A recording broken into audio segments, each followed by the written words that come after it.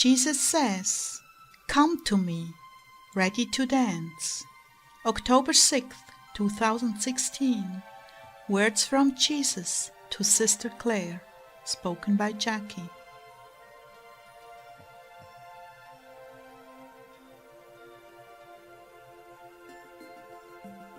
Jesus began, "Beloved, come to me, ready to dance." When I have you in my arms and we are swaying to worship songs, I am in seventh heaven.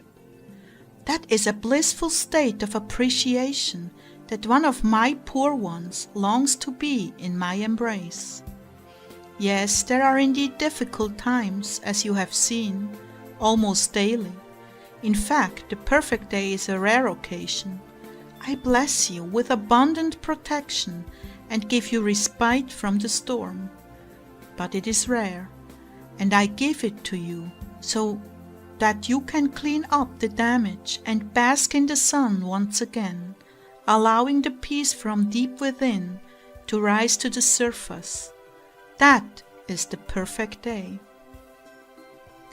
As one of my brides said, I go from storms to rainbows and rainbows to storms, amid songs of praise.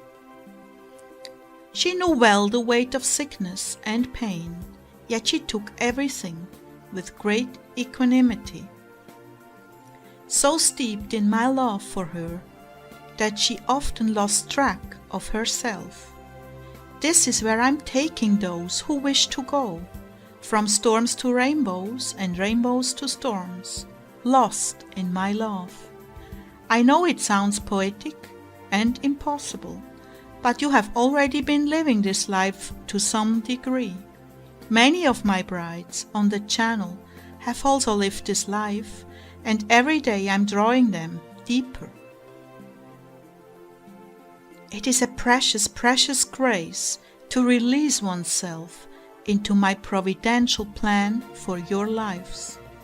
That is why I will visit you with roses and gowns inlaid with precious pearls, because I love to adorn my brides with the fruits of their labors.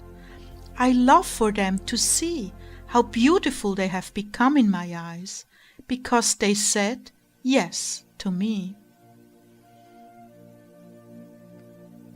You cannot live without these consolations.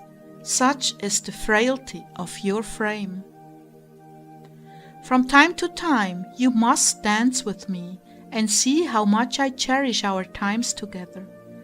How I wait for those times when I can finally shower my gratitude on you and give you but a tiny taste of the joys of being with me in heaven.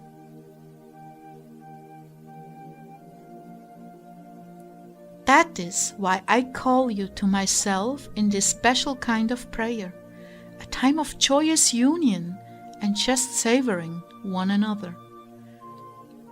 I wanted that for you today. I wanted to refresh you and begin your healing and cleansing, not as a difficult task, rather as a joyous celebration. Yes, I love to celebrate our love, be it dancing, walking in the forest, swinging from vines, or exploring the jewel mines, or riding our horses. All is so joyous to me and comforts my heart, knowing that you are returning to the fray, rested and healed. My brides, I do not leave you without consolations. I will set your hearts on fire if you will allow it. Oh yes, Claire knows well that holy fire. But there are times when she gets up and runs from it, thinking that its intensity will overcome her faculties, and that perhaps her heart will burst with longing. Yes, I want to stretch your hearts and fill them with such divine love that you will cease to exist, and only I on my throne in your heart will be there. That is what this whole Christian walk is all about. You are to become little Christs. You see, You all came from the heart of the Father, with a perfect imprint of His being stamped upon your being. You came into this world carrying all that from the Father, but you descended into corruption, which had its effect on you until you no longer resemble us. He is the mold you were fashioned from, but the world took much from that beauty and destroyed it, until you no longer resemble Him. So we must begin again to rebuild and polish the places that fit so very perfectly in His bosom. Yes, this is what is taking place. You are being restored to your pristine purity and beauty. The filth and ugliness of this world is being removed, the broken places restored, the rough places smoothed, until you once again fit the heavenly mold from which you were taken.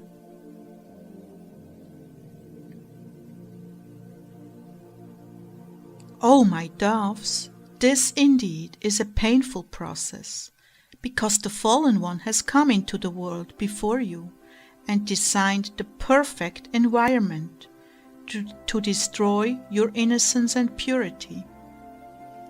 Oh, how terribly he has taken what was good and pure and designed its downfall into the pits of desolation.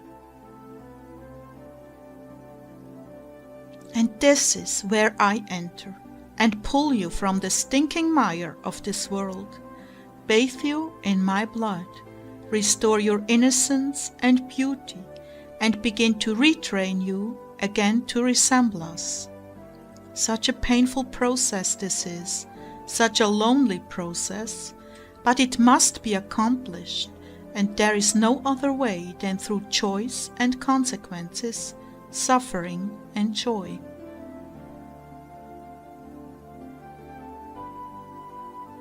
Yes, my heart longs to bring you joy every day, and I try, believe me, I try. Sometimes, though, you are not paying attention, and you go right by my provision without even knowing it.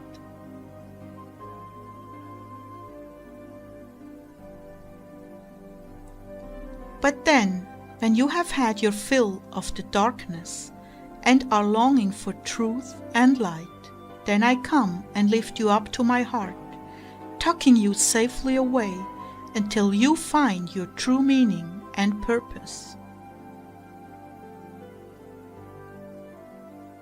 And some of you, well, in truth all of you, are so lovely. Oh, how I wish you could see the beauty that will one day be yours, as I am transforming you. I wish you could see who you truly were meant to be, but part of that involves who you truly have become now, and that is an ugly sight that not all can handle. But once you see where I'm taking you, once you catch a glimpse of yourself in my mirror, wearing the very exquisite garments I have woven especially for you, once you catch sight of that, you will understand why all the suffering is necessary.